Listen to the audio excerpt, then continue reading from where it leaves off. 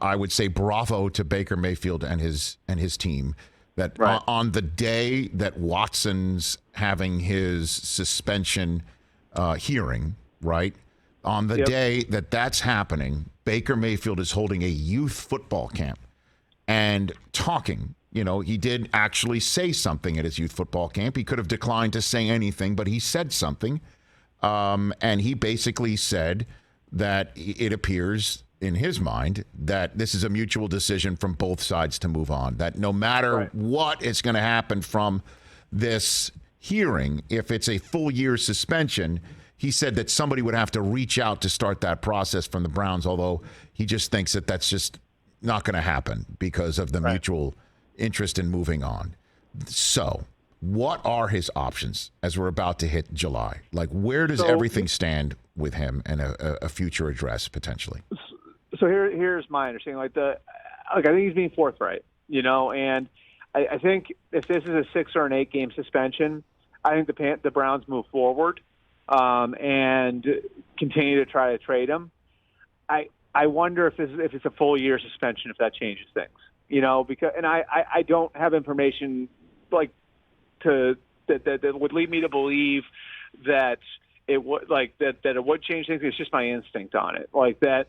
You signed Jacoby Brissett and you're comfortable with him as your starter for 6 or 8 games. Are you comfortable with him for the whole year? I mean, we saw that how that went in Indianapolis in 2019, right? Like, he was okay, but faded down the stretch. So are you okay with that if you're the Browns? Can he be more than just a placeholder?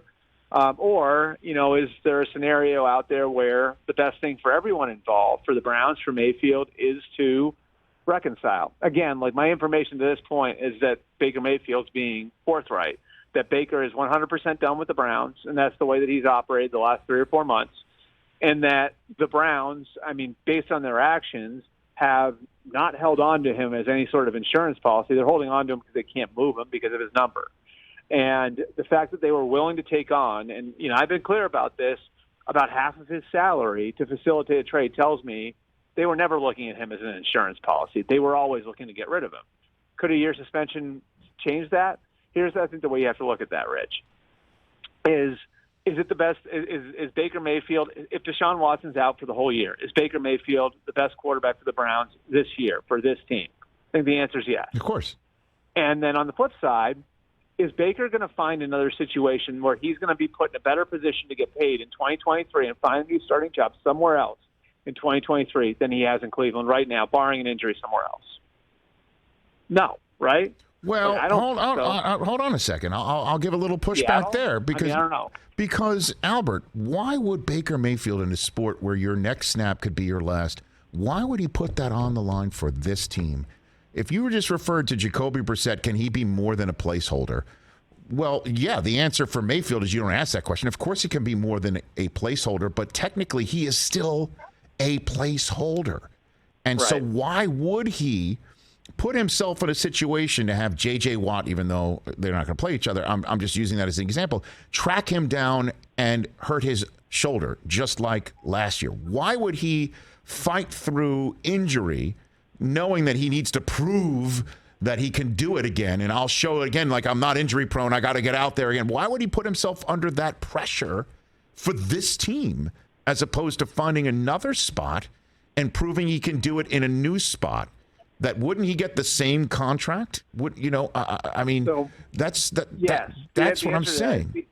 The answer to that is yes. The money's the same, but Carolina, do you think Carolina's a better situation right now? I mean, you could make an argument, I suppose, in that they drafted Aquanu, so maybe that helps their offensive line issue. They've got some skill position talent, but Matt Rule's job's on the line.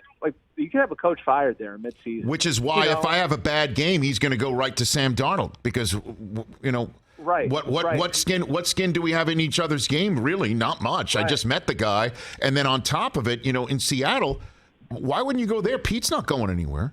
I mean, no, I know. But the expectations are so low there, so low. If you get this team even in playoff contention, that's the same thing as you performing well for a team that already told you we're done. That's my point. That's my pushback on it. Yeah, and I understand what you're saying, and I understand the emotional part of it. I just think, look, Seattle maybe 2 rookie tackles starting, right? Yes. Carolina rookie left tackle. Seattle, what's DK Metcalf's mindset? Like, Carolina, Matt Rule's job status. Like, I think you just add all these things up, Rich, and I don't know that, like, there is a better situation. Like, it's like, I guess it's like a marriage is falling apart where you make it work for the kids, right? Like with Cleveland and Mayfield, where it's like, we'll make it work until they graduate, and then we'll go our separate ways. Like, I just sort of feel like, for Baker, like, he knows the offense. He's going to be playing behind one of the best offensive lines in football. He, I think, has a pretty good skill position group around him, one of the best running games in the league, and a team that should contend through the year, and I think, if you're another team looking at Baker as a potential starter past this year, how good would it look if Baker Mayfield was able to turn the other cheek? And everybody who's ever said he's immature, right? Like, everybody who's ever said he's childish, everybody who's ever taken shots at who he is as a person, if he's able to rise above that and play really well for the Browns in 2022, wouldn't that make him look great? I hear you. You know what I mean? So again, all my information to this point, Baker's done with the Browns, and the Browns are operating 100% as if Baker Mayfield's not going to be in the roster in 2022.